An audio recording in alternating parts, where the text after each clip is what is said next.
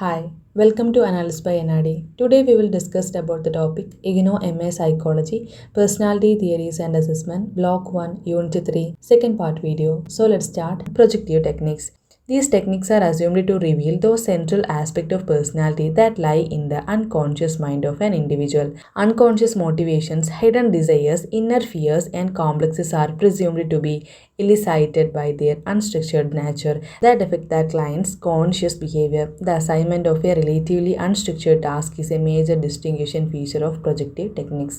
Projective ടെക്നിക്സിലൂടെ എന്താ ചെയ്യുന്നതെന്ന് വെച്ച് കഴിഞ്ഞാൽ പേഴ്സണാലിറ്റിയുടെ സെൻട്രൽ ആസ്പെക്റ്റുകളെ റിവീൽ ചെയ്യുക എന്നുള്ളതാണ്. Okay, that lie in the unconscious mind of an individual. ഒരു ഇൻഡിവിജ്വലിൻ്റെ അൺകോൺഷ്യസ് മൈൻഡിലുള്ള പേഴ്സണാലിറ്റീനെ, സെൻട്രൽ ആസ്പെക്ട് ഓഫ് പേഴ്സണാലിറ്റീനെ റിവീൽ ചെയ്യുക എന്നുള്ളതാണ് പ്രൊജക്റ്റീവ് ടെക്നിക്സിലൂടെ ചെയ്യുന്നത്. അൺകോൺഷ്യസ് മോട്ടിവേഷൻസ്, അതുപോലെ ഹിഡൻ ഡിസയേഴ്സ്, ഇന്നർ ഫിയേഴ്സ്, ഉള്ളിലുള്ള ഭയങ്ങൾ, അതുപോലെ അൺകോൺഷ്യസ് മോട്ടിവേഷൻസ്, ഹിഡൻ ഡിസയേഴ്സ്, ഇതെല്ലാം ഉണ്ടാവും. And complexes are presumed to be elicited by their unstructured nature that effect the clients conscious behaviour.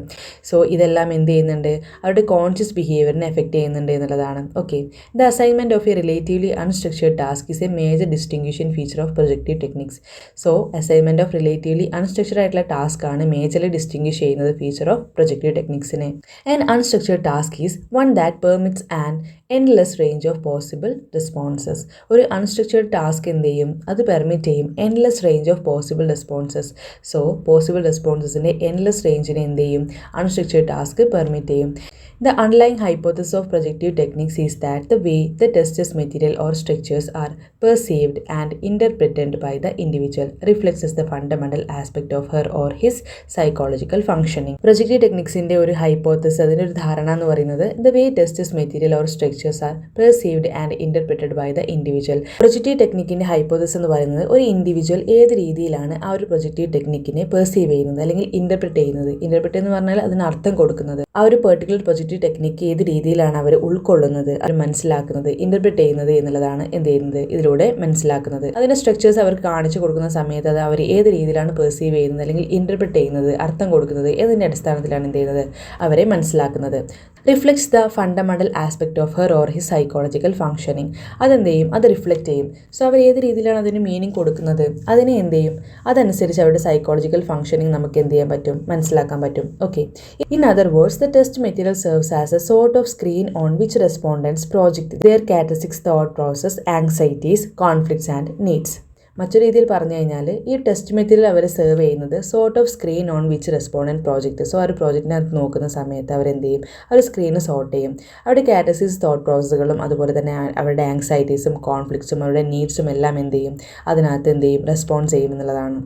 So ഒരു പെർട്ടിക്കുലർ ടെസ്റ്റ് മെറ്റീരിയൽ അവർക്ക് കാണിച്ചു കൊടുക്കുന്ന സമയത്ത് അവരുടെ സ്ക്രീനിൽ അവരെന്ത് ചെയ്യും, അത് കാണുന്ന സമയത്ത് എന്ത് ചെയ്യും, അവരുടെ തോട്ട് പ്രോസസ്സിലൂടെയും അവരുടെ ആങ്സൈറ്റീസിലൂടെയും അവരുടെ കോൺഫ്ലിക്ട്സിലൂടെയും അവരുടെ നീഡ്സിലൂടെയും ഒക്കെ എന്ത് ചെയ്യും, അതിനെ റെസ്പോണ്ട് ചെയ്യും. അവരുടെ റെസ്പോൺസ് അനുസരിച്ച് എന്ത് ചെയ്യാൻ പറ്റും, അവരുടെ പേഴ്സണാലിറ്റി നമുക്ക് എന്ത് ചെയ്യാൻ പറ്റും, അസ് ചെയ്യാൻ പറ്റും. Okay, clients are shown ambiguous visual stimuli by the psychologist and are asked to tell what they see in the stimuli.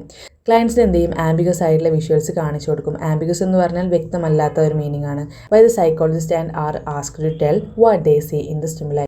So ആ ഒരു പെർട്ടിക്കുലർ സ്റ്റിമുലൈയിൽ അവർ എന്താണ് കാണുന്നത് എന്നുള്ളത് എന്ത് ചെയ്യും, ആ ക്ലയൻറ്റിനോട് സൈക്കോളജിസ്റ്റ് ചോദിക്കും. So it is presumed that the client will project the unconscious concerns and fears on to the visual stimulus and this the psychologist can interpret the responses and understand the psycho dynamic underlying the problem of the client. ആ ഒരു ambiguous visual സ്റ്റിമുലൈക്ക് എതിരെ അവർ എന്ത് രീതിയിലുള്ള response ആണ് കൊടുക്കുന്നത് എന്നതിൻ്റെ അടിസ്ഥാനത്തിൽ എന്ത് ചെയ്യാൻ പറ്റും, ആ ഒരു സൈക്കോളജിസ്റ്റിന് എന്ത് ചെയ്യാൻ പറ്റും, അവരുടെ സൈക്കോ ഡൈനാമിക് അനലൈസ് ചെയ്തുകൊണ്ട് അവർക്ക് എന്താണ് പ്രശ്നം എന്നുള്ളത് മനസ്സിലാക്കാൻ പറ്റും, അവരുടെ പ്രോബ്ലംസ് എന്താണെന്നുള്ളത് മനസ്സിലാക്കാൻ പറ്റും, അവരുടെ അൺകോൺഷ്യസ് കൺസേൺസ് എന്താണ്, അവരുടെ ഫിയേഴ്സ് എന്താണ് എന്നുള്ളത് അവരുടെ റെസ്പോൺസിലൂടെ നമുക്ക് എന്ത് ചെയ്യാൻ പറ്റും, അവർക്ക് മനസ്സിലാക്കാൻ പറ്റും, ആ ഒരു സൈക്കോളജിസ്റ്റിന് മനസ്സിലാക്കാൻ പറ്റും. Tests that utilise this method are called projective techniques. So ഇതിനകത്ത് യൂസ് ചെയ്യുന്ന ടെസ്റ്റുകളെയാണ് പ്രൊജക്റ്റീവ് ടെക്നിക്സ് എന്ന് പറയാം. Okay, so these tests besides their function of exploring one's personality. So ഈ ടെസ്റ്റുകൾ നമുക്ക് ഡിസൈഡ് ചെയ്ത് തരുന്ന function of exploring one's personality, ഒരാളുടെ പേഴ്സണാലിറ്റി നമുക്ക് എക്സ്പ്ലോർ ചെയ്യാൻ സാധിക്കും. Also serves as a diagnostic tool to uncover the hidden personality issues. ഇതിലൂടെ നമുക്ക് എന്ത് ചെയ്യാൻ പറ്റും, അവരുടെ ഹിഡൻ പേഴ്സണാലിറ്റി ഇഷ്യൂസിനെ നമുക്ക് എന്ത് ചെയ്യാൻ പറ്റും, ഡയഗ്നോസ് ചെയ്യാൻ പറ്റും. Okay, The history of Prodigy techniques began in the beginning of the 15th century when Leonardo da Vinci selected pupils on the basis of their attempt to find shapes and patterns in ambiguous form. Prodigy techniquesന്റെ history start ചെയ്യുന്നത് 15th സെഞ്ചുറിയിലാണ്. Leonardo da Vinci select ചെയ്യാണ് pupils on the basis of their attempts to find shapes and patterns in ambiguous form. So വ്യക്തമല്ലാത്ത ഫോമിലുള്ള പാറ്റേൺസും അതെല്ലാം use ചെയ്തുകൊണ്ട് Leonardo da Vinci select ചെയ്തു പീപ്പിൾസിനെ. ലിയനാർഡോ ഡാവിഞ്ചി പീപ്പിൾസിനെ സെലക്ട് ചെയ്തു ഷേപ്സും പാറ്റേൺസും ആംബിഗസ് ആയുള്ള, അതായത് വ്യക്തമല്ലാത്ത ഫോമിൽ എന്ത് ചെയ്യാണ് ഒരുപാട് പിക്ചേഴ്സിലൂടെ എന്ത് ചെയ്യാണ് ലിയനാർഡോ ഡാവിഞ്ചിയാണ് എന്ത് ചെയ്തത് ഇങ്ങനെയുള്ള രീതിയിൽ ആദ്യമായിട്ട് സ്റ്റാർട്ട് ചെയ്യുന്നത്. In 1879, a word association test was constructed by Galen. Similar tests were used in clinical settings by Carl Jung. Later, Frank 1939-1948 introduced the term projective method to describe a range of tests which could be used to study personality with unstructured stimuli. So, 1879 a word association test was constructed by Galen. So, Galen എന്ത് ചെയ്തു ഒരു word association test എന്ത് ചെയ്തു construct ചെയ്തു. Similar tests were used in clinical settings by Carl Jung. Similar tests ആ ഒരു സമയത്ത് clinical സെറ്റിംഗ്സിൽ കാൾ ജങ്ങും യൂസ് ചെയ്തിട്ടുണ്ടായിരുന്നു. ലേറ്റർ ഫ്രാങ്ക് 1939-1948 ഇൻട്രൊഡ്യൂസ് ചെയ്തു the term projective method to describe a range of tests which could be used to study personality with unstructured stimuli. Unstructured ആയിട്ടുള്ള സ്റ്റിമുലൈസിനെ പഠിക്കാൻ വേണ്ടിയിട്ട് അദ്ദേഹം എന്ത് ചെയ്തു, ഫ്രാങ്ക് എന്ത് ചെയ്തു ആ ഒരു ടേം പ്രൊജക്റ്റീവ് മെത്തേഡ് എന്നുള്ള ടേം എന്ത് ചെയ്തു ഇൻട്രൊഡ്യൂസ് ചെയ്തു. This way, the individual has enough opportunity to project his own personality attributes, which in the course of normal interview or conversation the person would not reveal. More specifically, projective instruments also represent disguised testing procedure in the sense that the test takers are not aware of the psychological interpretation to be made of their responses. So, ഒരു ഇൻ്റർവ്യൂയിലൂടെ നമുക്ക് എന്ത് ചെയ്യാൻ പറ്റില്ല, ഒരുപാട് കാര്യങ്ങളൊന്നും reveal ചെയ്യാൻ പറ്റില്ല. അവരുടെ കോൺവെർസേഷൻ ഓഫ് പേഴ്സണിൽ ഒരിക്കലും കംപ്ലീറ്റ് ആയിട്ട് നമുക്ക് റിവീൽ ചെയ്യാൻ പറ്റില്ല. More specifically, projective instruments also represent disguised testing procedure in the sense that the test takers are not aware of the psychological interpretation to be made of their responses. our clientsന്റെ response അവർക്ക് ഏത് രീതിയിലാണ് നമ്മൾ interpret ചെയ്യുക എന്നുള്ളത് അവർക്ക് അറിയില്ല. ഒരു സൈക്കോളജിസ്റ്റിന് മാത്രമാണ് അത് ഇൻ്റർപ്രറ്റ് ചെയ്യാൻ പറ്റുള്ളൂ. അവരുടെ റെസ്പോൺസസിന് മീനിങ് കൊടുക്കാൻ അവർ സൈക്കോളജിസ്റ്റിന് മാത്രമേ പറ്റുള്ളൂ. സോ അതുകൊണ്ട് തന്നെ അവർ കറക്റ്റ് ആയിട്ടുള്ള ആൻസേഴ്സ് തരുന്നതനുസരിച്ച് നമുക്ക് അവരുടെ റെസ്പോൺസിനനുസരിച്ചുള്ള കറക്റ്റ് മീനിങ് നമുക്ക് കൊടുക്കാൻ പറ്റും. So rather than measuring the traits separately, the attention is focused on the composite picture. So അവരുടെ ട്രേറ്റ്സ് നമുക്ക് സെപ്പറേറ്റ് ആയിട്ട് മെഷർ ചെയ്യാൻ വേണ്ടി അവരുടെ അറ്റൻഷൻ എപ്പോഴും ഫോക്കസ് ചെയ്യുന്ന ആ ഒരു കമ്പോസിറ്റ് പിക്ചറിലായിരിക്കും. Finally, projective techniques are an effective tool to reveal the latent or hidden aspect of personality that remain embedded in the unconscious until uncovered.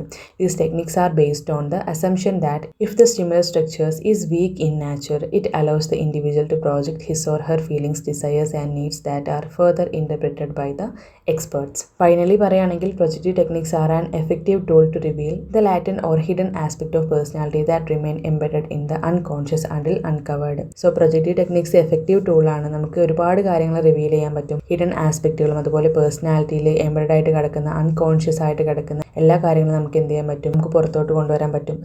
These techniques are based on the assumption that if the stimulus structure is weak in nature, it allows the individual to project his or her feeling, desires and needs that are further interpreted by the expert.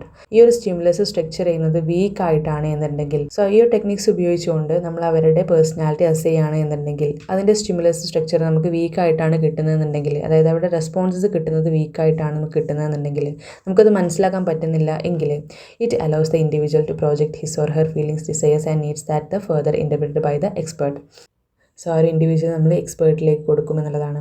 So അവരുടെ ഫീലിങ്സും അവരുടെ ഡിസയേഴ്സും അവരുടെ നീഡ്സും എല്ലാം നമ്മൾ interpret ചെയ്യാൻ വേണ്ടിയിട്ട് അതിൻ്റെ meaning കൊടുക്കാൻ വേണ്ടിയിട്ട് എക്സ്പേർട്സിലേക്ക് അവരെ കൺവേർട്ട് ചെയ്യും. അവരുടെ പ്രൊജക്റ്റീവ് ടെക്നിക്സിലൂടെ മാത്രം അവരുടെ കാര്യങ്ങൾ മനസ്സിലാക്കാൻ പറ്റില്ല എന്നുണ്ടെങ്കിൽ നമ്മളത് എന്ത് ചെയ്യും, അവരെ ഇൻ്റർപ്രറ്റ് ചെയ്യാൻ വേണ്ടി എക്സ്പേർട്സിലേക്ക് കൊടുക്കും. അതായത് സോ അവരുടെ കൗൺസിലിങ്സിലൂടെ മാത്രം അവരുടെ പേഴ്സണാലിറ്റി അസ് ചെയ്യാൻ പറ്റുന്നില്ല എന്നുണ്ടെങ്കിൽ അവരുടെ ക്ലിനിക്കൽ സൈക്കോളജിസ്റ്റിൻ്റെ അടുത്തോ അല്ലെങ്കിൽ സൈക്കാട്രിസ്റ്റിലേക്കോ നമുക്ക് എന്ത് ചെയ്യാൻ പറ്റും, പ്രിഫർ ചെയ്യാൻ പറ്റും. ഓക്കെ, സോ അടുത്തതാണ് classification of projective techniques. So let start. Various types of projective techniques have been classified into several categories by psychologists. Various type of projective techniques ഉണ്ട്. അതിനെല്ലാം എന്ത് ചെയ്തിട്ടുണ്ട്, സെവറൽ കാറ്റഗറീസിലേക്ക് ക്ലാസിഫൈ ചെയ്തിട്ടുണ്ട് സൈക്കോളജിസ്റ്റുകൾ. ഏതൊക്കെയാണെന്ന് നോക്കാം. ഒന്നാമതാണ് കൺസ്ട്രക്റ്റീവ്. എന്താണ് കൺസ്ട്രക്റ്റീവ് എന്ന് നോക്കാം.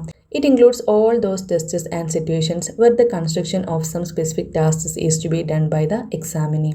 The subject need to frame a structure upon the situation presented by the examiner and be asked to draw a human figure allowing the person to freely express the examiner inclination. So വന്നിട്ടുള്ള ഒരു client എന്ത് ചെയ്യണം, ഇത് ഈ ഒരു task complete ചെയ്യണം. Examiner present ചെയ്യുന്ന ഒരു സിറ്റുവേഷൻ അനുസരിച്ച് എന്ത് ചെയ്യണം, ആ ഒരു സബ്ജക്റ്റിലൂടെ അവരെന്ത് ചെയ്യണം, ഒരു ഫ്രെയിം സ്ട്രക്ചർ ചെയ്യണം. അവരുടെ അടുത്ത് ഒരു ഹ്യൂമൻ ഫിഗർ ഡ്രോ ചെയ്യാൻ പറയും. The person to freely express the examiner ഇൻക്ലൈനേഷൻ.